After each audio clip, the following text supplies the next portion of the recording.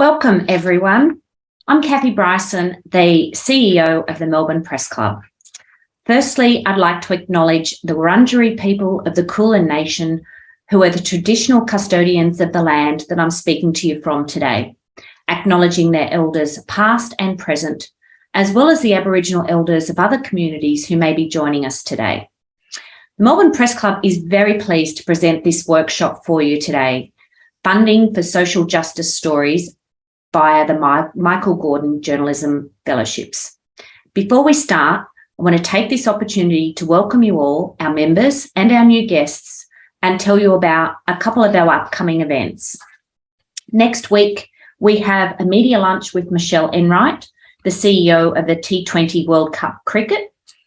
On Wednesday, the 12th of October, we have our Young Journalist Edit program, How to Get a Job in Journalism. And on Tuesday, the 18th of October, we have Defamation Nation in conjunction with the University of Melbourne. And then on Friday, the 21st of October, we're about to announce our property panel corporate lunch. All of these events can be booked online, and we encourage you to keep a watch on our website and subscribe to our newsletters to see what is being added to our program. As always, we are very grateful for the support of all of our sponsors, and we wish to acknowledge and thank our principal sponsor, the University of Melbourne. The Melbourne Press Club is also grateful for the support from the National Press Club, Nine, the Copyright Agency Cultural Fund, and Robin Carter and family, who make the Michael Gordon Fellowship grants possible. We ask that questions during the panel discussion will be entered in the Q&A function at the bottom of your screen. The chat function is disabled for your use, but the Melbourne Press Club team will use that to put any information there for you. So now, please make welcome Lorena Allam, who is the Guardian's Indigenous Affairs Editor, who is joining me today, one of our judges of the Gordon Fellowships. Welcome, Lorena. Thanks so much, Cathy. Thank you, everyone, for joining us this morning and taking time out of your busy day. As Cathy said, I'm the Indigenous Affairs Editor for Guardian Australia. I'm coming to you today from the land of the Wangal clan of the Gadigal people, but my mob, the Gamilaroi Yuwalarai people, come from far northwest New South Wales, and I'd like to pay my respects, as always, to my elders, as well as to all of you mob who have dialed into today. And what we'd like to do today really is just talk through what the fellowships can offer you as a journalist and really encourage you to think about applying, because it can offer you ultimately a break from the daily reporting and to really go in depth on a story that you're very passionate about. So it's not a very formal presentation. We're very keen to answer all your questions and to hear from you about what you'd like to know about the fellowships. I've been involved for a couple of years now, and my main drive is to see a lot more First Nations journalists applying for these fellowships, because they really provide a great opportunity for you to tell stories about communities that we don't always and often hear from. So I think at that point, we'd really like to hear from you and hear what questions you have about how this might work. Terrific. So perhaps, Lorena, as a start, we could a little background on how the fellowships came about. Now, I know we first awarded the first grants in 2019, but can you just give us a quick little overview of how things came about? Well, Michael Gordon was a former political editor of The Age and the Canberra Times. He was very passionate about Indigenous affairs and was present at the Uluru Dialogues as well. He was very passionate about the Statement from the Heart, and his legacy is this fellowship. So every year we get together and seek applications from journalists who have a social justice story that they really want told, and that can encompass all walks of life. It can be about First Nations people or culturally and linguistically diverse communities. It can be about people living in the bush. It can be about all of those things together. We don't, his legacy was he really wanted to promote the voices of people you don't often hear from. And he was very driven by a need for journalism that had a social justice approach and outcome. So that's the frame with which we look at all the applications that come forward every year. Wonderful. Let's just tick off some of the logistics before we get into the nitty-gritty. So applications will open next Tuesday, and they close on the 1st of November. And then we will be announcing the winners and the recipients of the grants on the 1st of December. So that's a little bit of a time frame for everybody. So let's get into some details. Whereabouts, what sort of stories have won in the past, Lorena? Well, as I just said, I think we've had a real range of winners that have come from student journalism to the big mastheads. So it's open to everyone. You can work in a regional area, in a small local newspaper or a small local radio station, or you could work for the Herald or the ABC. We're really looking for good, strong ideas that fit the description that I said earlier. So the kinds of things that have won in the past have been quite diverse. Last year, for example, we funded a 7am podcast, which was investigating Indigenous voter suppression in the Northern Territory. We also funded a fantastic project about how gas and natural gas is impacting on regional communities. So that was for The Age, I think. And then another one we funded was Jordan Beasley, the student journalist's investigation into the way that kids in remote areas and regional areas were being left out of and denied, essential services for their health needs. All of them had very diverse outcomes and looked quite different. But if you look at those entries, particularly the gas one, you can see that the journalist was able to spend a lot of time. Oh, here we go. So this is great. We'll look at Charlotte Greaves' piece for The Age. This is the one I mentioned, the gas project. So you can see how the funding allows journalists to think bigger about stories and give you time to create this kind of work, because we know it takes time to build the data behind maps like this. It gives you time to work with a great photographer to get your images right. You've got time to decide who you want to interview and how, and they have time to think about how they'd like to be represented. So this is what it allows you to do. And the funding is flexible. So we fund ideas rather than, we don't have a specific allocation each year for each application. Okay, terrific. And is there an amount, like a range, that people would be sort of considering to apply for?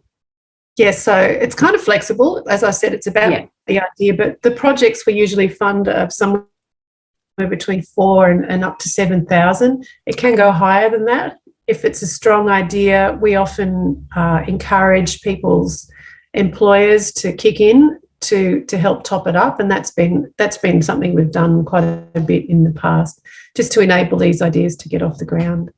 Okay, fabulous. Now it looks like we've got a couple of questions come in from our audience, Lorena. So one of the questions here is there a time frame for when you have to publish your story if it's successful?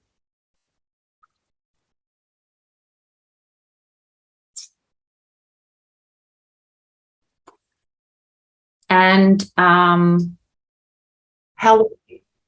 Yeah, so we generally will require for the article to be completed, which actually is determined by the parameters of the funders that help to fund these projects. So usually it will need to be completed before the 30th of June next year. That's right. Sorry if I lost you there for a bit. My internet was a bit laggy. Okay. Yeah, just to add to that answer, if it goes beyond that date, then and you know, broadcast dates can be flexible with your employer. So if you work for SBS or the ABC.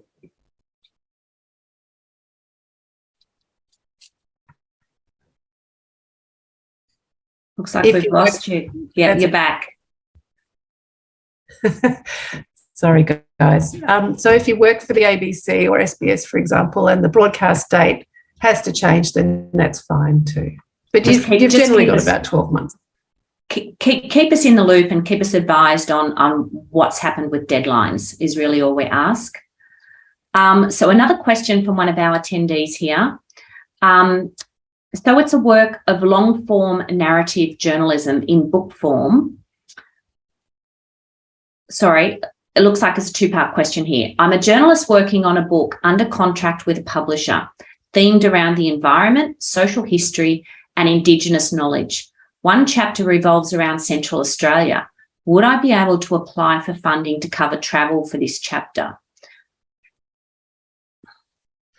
We would have to look at that in context of other applications. Often the point of this fellowships is for emerging journalists, specifically journalists from different backgrounds, to work up an idea in a newsroom that they wouldn't often have the opportunity to do otherwise. So that's not to say no. It gets more complicated when you have other funding sources. We'd have to look at each of those sorts of applications as they come in.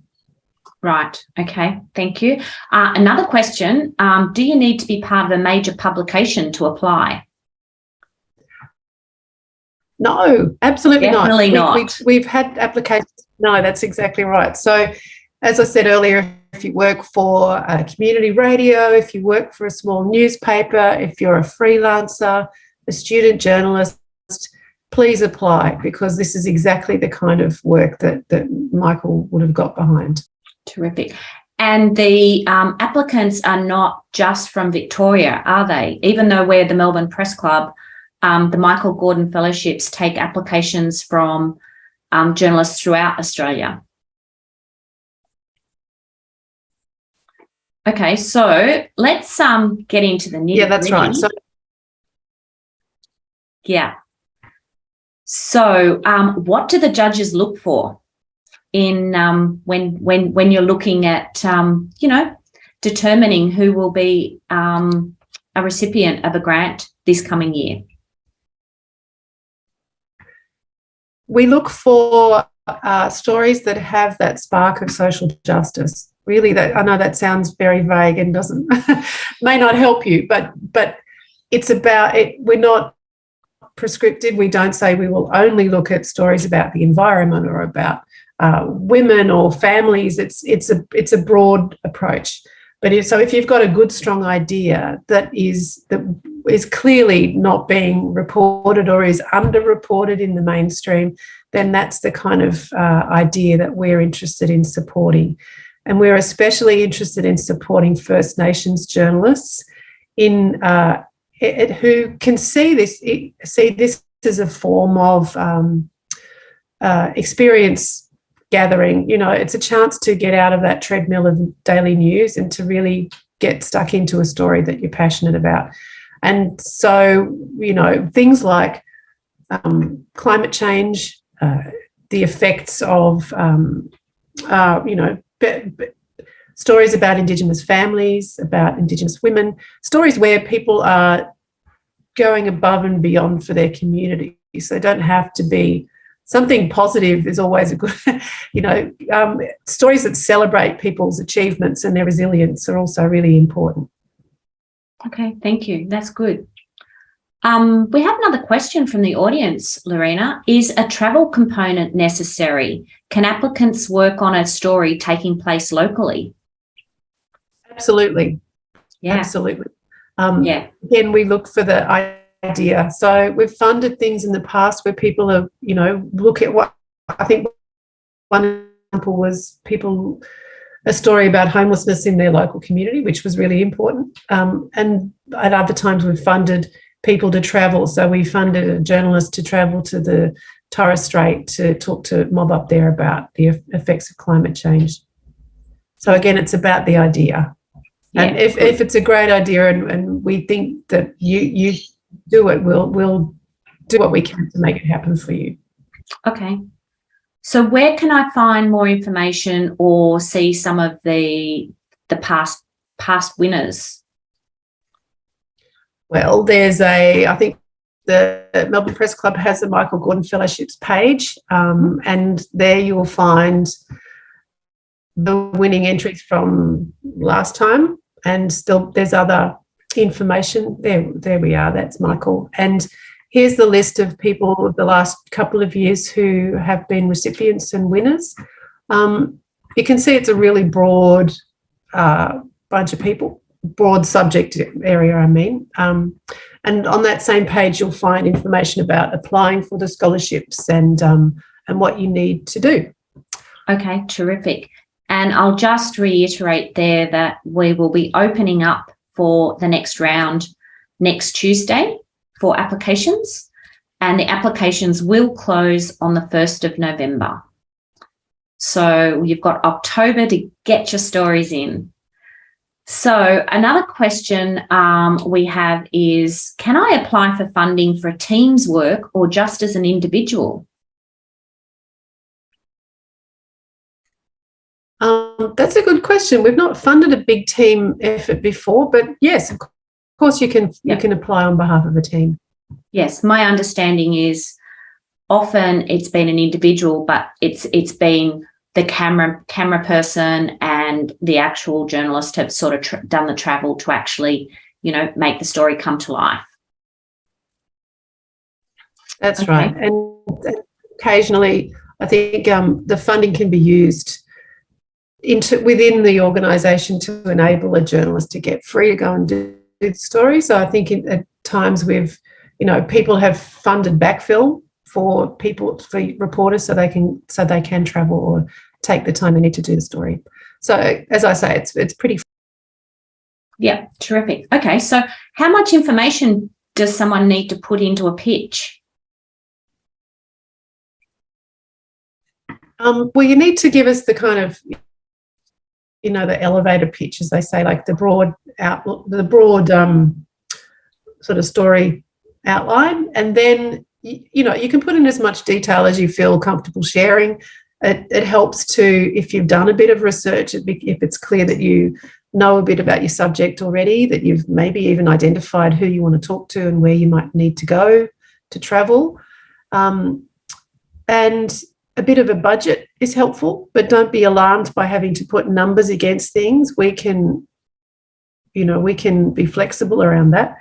And also you need to seek out approval, or you need to talk to your supervisor at work or your editor about it first. Like, just run the idea past them. Usually they're very supportive, and we do ask for your editor to put in an endorsement for the project as well. Okay, that's good. Yeah, because there's time away from the day job potentially. Preparing the story. Yeah. Yeah, terrific. I think on the application form it says there's a 750 words as an outline to start with, just as a bit of an overview that's required. So what kind of items would someone include in the budget? What sort of things might they be needing to get funded?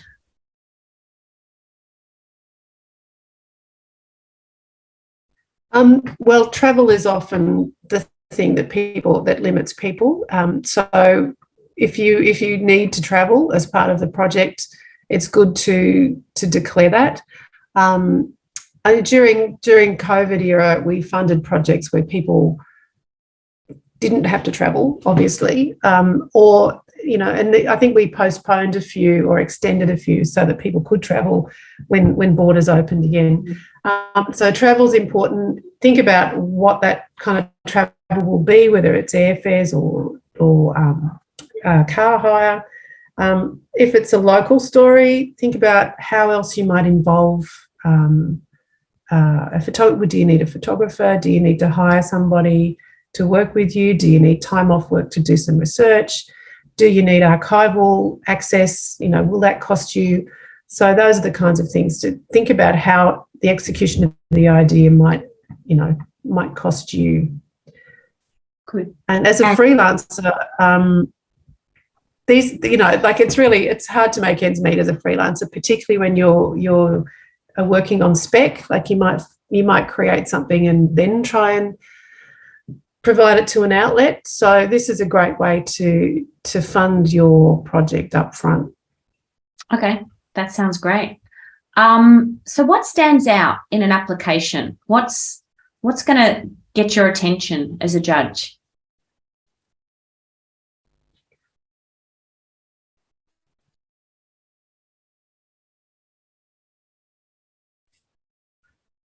A good, strong story. So it doesn't matter how it's executed. Doesn't matter so much as the story itself. So for example, there might be a lot of reportage around the impact of climate change in the Torres Strait. So we would be looking for a story. If that's something you wanted to explore, for example, we'd be looking for a story that gives us a different perspective on that, or that gives us the stories of the people living there and the impacts on them, the way that the story is told in a kind of personal way. And also to think of the visual impact of what you're creating. So what imagery will go with it? Is it a data project? Does it have audio outputs as well? Like, could you make a podcast episode, or is it a really image-rich photo essay? Yeah. So we look for a good, strong idea, but it's also good to have some idea of how you think it's going to look in the end. So to give us a picture of what your outputs will be. Okay. And it doesn't need to just be one article or one story or one show or whatever, does it? No, that's right. So you can do a series if you think it's worthwhile and you think you've got good, strong material that is sustainable across a few episodes. So like I said before, the 7 a.m. podcast on Indigenous voter suppression was 2 episodes. We funded one project for SBS that was a series of episodes of a family coming from a war zone to resettle in Wagga. So it's really up to you and your creative process. And that's the other thing I forgot to mention is you can be really creative with this. It's not kind of straight up news reporting. You've got time to think about how you want something to look and the impact you want it to have. And that can be, often having a break from that daily grind is the best part of a project like this. Great. Okay. So if someone can a work currently in progress receive funding if it's not already receiving extra financial support, is one of the questions that's just come in.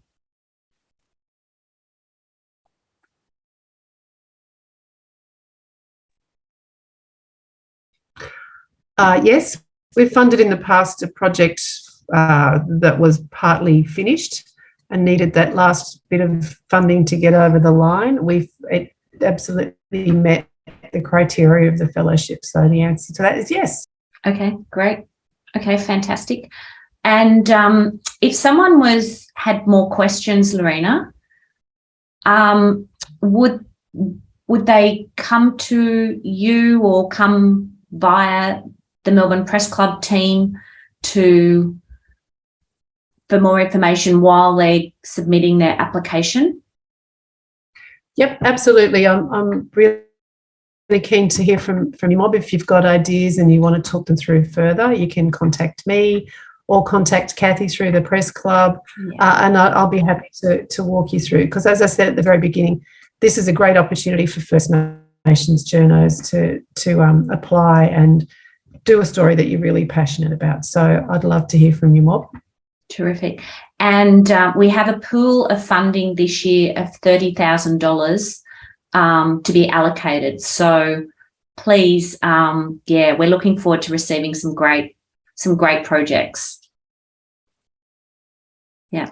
Now, is there anything else that you think our audience might need to know, Lorena? I think don't leave it till the last minute. Great idea. We really want you to apply, but there's some stuff in there, some faffing around you'll need to do, like with every process. And the one thing you do need to do is have a conversation with your editor about your story. So don't leave it to the last minute, and don't get halfway through it and give up. Please persist. Like, if it's a good idea, you know, we really want to hear from you. So, you know, put your hat in the ring. You never know. We've got a, you know, there's a big fund here, and we're very keen to make sure that reporters across a broad spectrum have access to this opportunity. So don't go, oh no, this is no good. Don't think that. Finish it off, and if you have any doubts, then get in touch with us. Terrific. All right. I think that's probably a great note. I don't think we've got any more questions coming in at the moment. So I'd just like to reiterate, we open on Tuesday. Closing date is the 1st of November. We will be announcing the winners of the grants on the 1st of December. And we really do look forward to hearing from all of you. I personally would like to thank you, Lorena, for being here today and sharing your insights and answering these questions for us. And we really do look forward to receiving all of your applications. Don't hesitate to reach out in need, and thanks for attending today.